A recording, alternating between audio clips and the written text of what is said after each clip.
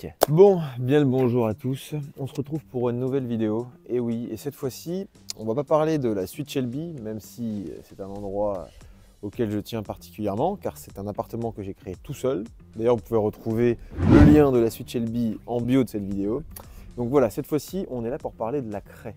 Bah vous, quand vous étiez petit, peut-être que le prof des écoles, sur son tableau noir, il écrivait avec une craie. Charles de Gaulle was very big. Pour, par exemple, faire ses cours, etc. On a peut-être tous connu ça, je pense, même si peut-être les jeunes de nos jours, plus maintenant. Mais la craie n'était pas utilisée que dans ce but. On pouvait également, surtout à l'époque, s'en servir pour construire des maisons. Et oui. Et on a tendance à passer à côté de ces maisons en craie sans même y porter attention. Et donc voilà, je voulais faire un petit focus sur ce matériau de construction qui est un peu méconnu de tous. Voilà, donc je sais que la chaîne YouTube, normalement, il n'y a pas vraiment de but que sur la suite Shelby, que sur la rénovation. Voilà, ça enveloppe le thème de l'immobilier en général. Alors voilà, qu'est-ce que je fais ici? Où je me trouve? Eh bien, je me retrouve dans la région de la Champagne-Ardenne. Donc voilà, là où la fameuse boisson, le champagne, est créée. Donc la région du Champagne. Et c'est dans cette région en France où on va retrouver dans l'architecture énormément de craie. D'ailleurs, le mur qui est juste derrière moi est fait à base de craie. Pourquoi on retrouve de la craie dans cette région? Eh bien, écoutez, ici, avant d'arriver sur les montagnes de Reims, là où sont faits les meilleurs champagnes, de Paris jusqu'à ici, on va dire que ce sont des grandes plaines calcaires. Et avant, c'était, il y a très longtemps, hein, je n'ai pas forcément, je crois que c'est l'époque du Crétacé, où se trouvait un océan. Donc, et la craie, en fait, même ce qu'on appelle le calcaire en général, même si la craie est un dérivé du calcaire, en soi, c'est juste des planctons, donc des sédiments qui se sont accumulés pendant des millions d'années hein, et qui ont créé ce matériau. Et il faut savoir aussi que pour obtenir 2 mm de craie, c'est l'équivalent de 100 ans de retombées de sédiments, donc de ces petits planctons, de ces micro-organismes. Enfin, vous laissez le truc, vous revenez 100 ans après, il n'y aura que 2 mm qui vont être créés. Donc, pour avoir que 2 cm de craie, c'est 1000 ans. Voilà.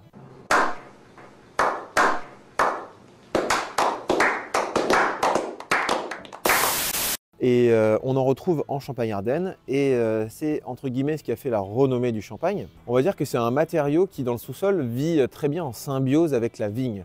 Car en effet, elle permet de garder l'eau car c'est une matière qui est très poreuse et donc lorsque l'été est là et qu'il fait très chaud, elle permet de redonner de l'eau à la vigne pour qu'elle continue à produire ce fabuleux raisin qui fait ce magnifique champagne. Et également, l'une des particularités de cette matière qui est la craie, c'est que la plupart des grandes maisons de champagne qu'on va retrouver sur Reims ou Épernay ont leurs caves qui ont été creusées, pour la plupart du temps je dis bien, dans la craie. Ça permet de garder le vin à une température constante tout au long de l'année. Ce qui est le but d'une cave, me direz-vous. Sauf que la craie est un matériau qui permet une super bonne isolation et donc une constance au niveau de la température. Alors, maintenant, je vais prendre ma petite anti-sèche. C'est particulier hein, de faire des vidéos comme ça sur... Vas-y, ça filme toujours de toute façon. Oui. Faites pas attention au bruit des vaches parce que littéralement, juste derrière ce mur en craie, c'est une étable. Donc voilà, c'est des vaches qui y sont. Donc là, on est dans un petit village champenois, d'où le fameux mur en craie. Donc maintenant, on va parler de la craie dans l'architecture. Pourquoi est-ce que ici, eh bien, les gens ont construit avec de la craie? Eh bien, il faut savoir qu'à l'époque, les gens construisaient avec les matériaux et les ressources qu'ils avaient pas très loin de chez eux. Donc c'était du coup bon marché, facilement exploitable et on pouvait du coup facilement construire sa maison avec ce qui se trouvait littéralement sous nos pieds. Ce qu'ont fait les gens de la Champagne-Ardenne, mais pas que. La craie étant abondante à l'époque dans la région, maintenant elle ne l'est plus. Et ce que j'aime et tout en tout cas avec ce produit-là, c'est que ça crée des murs d'un blanc parfait et ça fait vraiment très propre. Vraiment, après, bon voilà, dans le temps, il faut voir combien de temps ça dure. Hein. On aura l'occasion peut-être plus tard dans la vidéo d'aller voir une ancienne mine de craie, tout simplement. Et restez bien jusqu'à la fin, parce qu'on ira peut-être interviewer un jeune passionné de la craie qui fabrique en ce moment même une en craie. Voilà.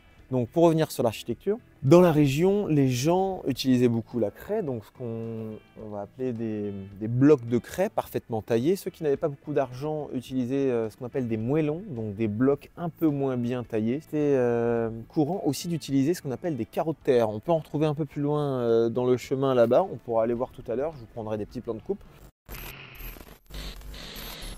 Et donc là, on voit bien là, la coupe transversale, comment étaient constitués les murs. Donc de la craie en façade et du carreau de terre pour faire l'épaisseur et l'isolation, pardon. Et donc voilà, avec une rangée de briques pour faire un pignon sur lequel venaient se reposer les petites poutrelles pour venir ensuite mettre la toiture. On voit les carreaux de terre qui étaient utilisés à l'époque. Donc c'était quand même assez rudimentaire, hein. J'aurais pas construit ma maison en terre, moi. Après voilà, il faut savoir que si c'est pas protégé, ça risque pas de... Enfin pardon, ça risque de se détériorer.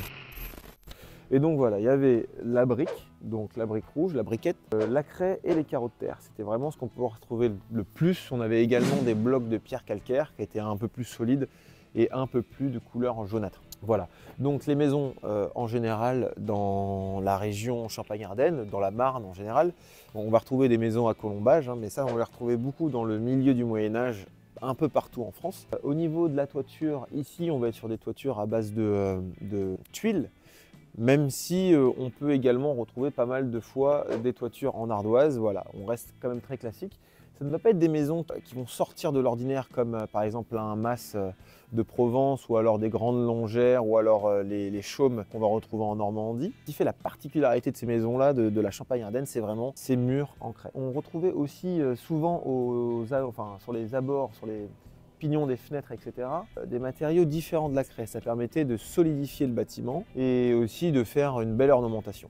Également, assez souvent aussi, la craie n'était pas forcément laissée de manière brute et très visible sur les bâtiments comme on peut le voir là. On pouvait faire la protéger avec ce qu'on appelle un enduit à la chaux. Donc voilà, c'était une sorte de crépi qu'on mettait sur le mur histoire de protéger un peu le mur des intempéries. Désolé, il y a des petites voitures qui passent les gars.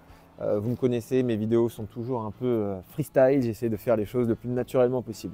Et bien du coup, maintenant qu'on en sait un peu plus sur les maisons de Champagne, qu'on sait reconnaître des murs en craie et qu'on a une vision un peu plus globale de l'architecture dans la région champenoise, je vais vous emmener avec moi et on va aller visiter une carrière de craie et ensuite on va aller voir le fameux savant fou, le tailleur de pierre, une personnalité atypique. Restez bien avec moi.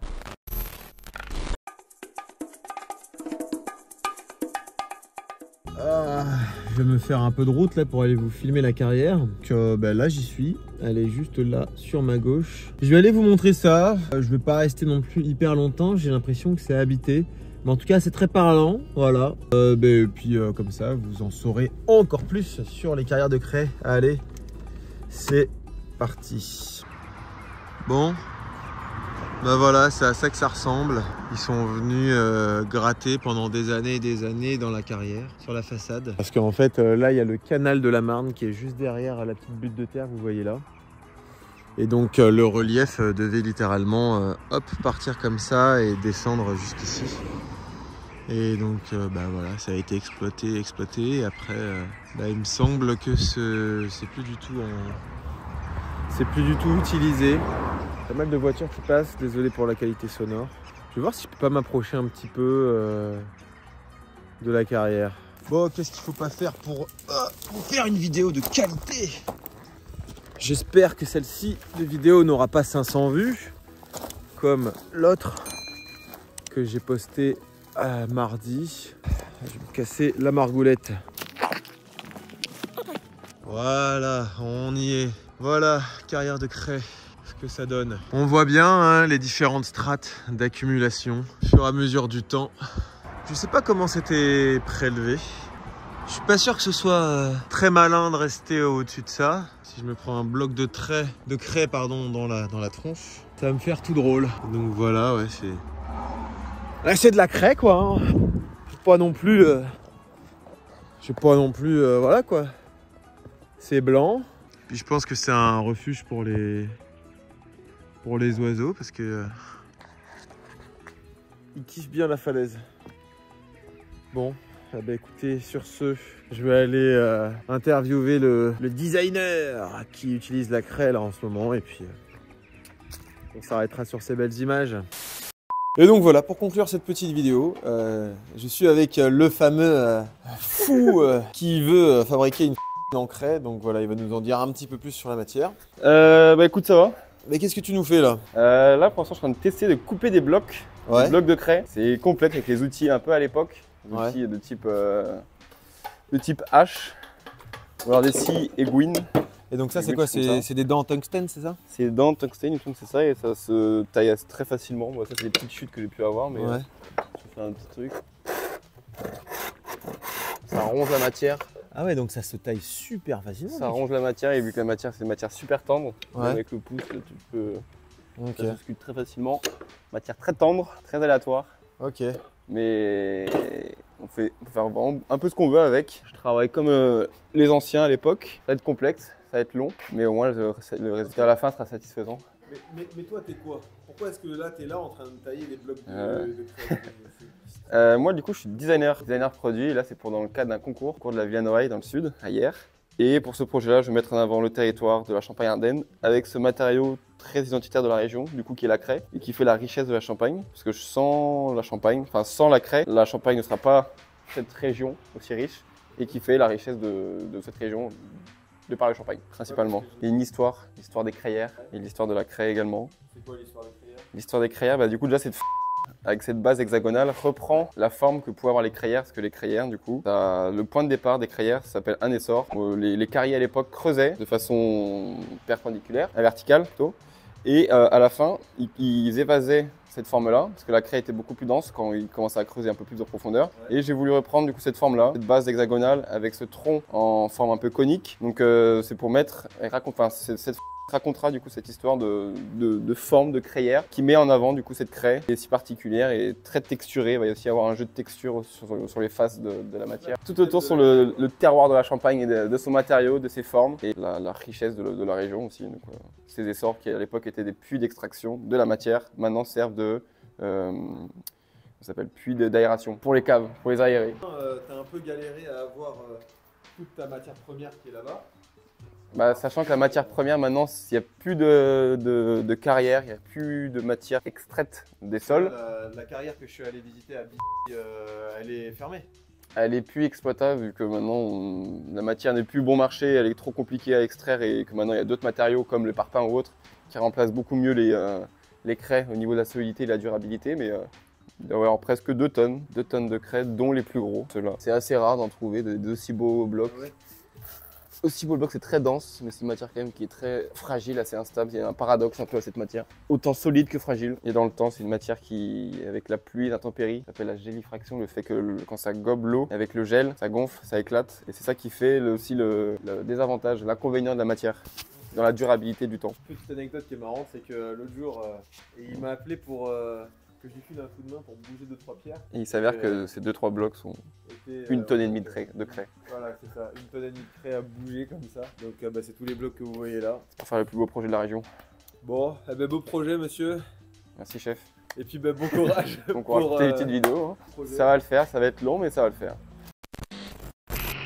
Bon, j'espère que cette petite vidéo sur la craie vous a plu. Je sais pas si vous avez remarqué, j'ai bipé pas mal de fois certains passages. En gros, c'est quand je révélais ce qu'était en train de faire Baptiste, ce qu'il était en train de façonner avec la craie. Donc, si vous êtes curieux et que vous voulez savoir ce que ça va être, je vous laisse vous diriger vers le lien en description qui vous amènera directement vers son Instagram. Moi, pour ma part, c'est tout pour moi. Donc, je vous souhaite longue vie et puis passez une bonne soirée ou une bonne journée. Allez, ciao!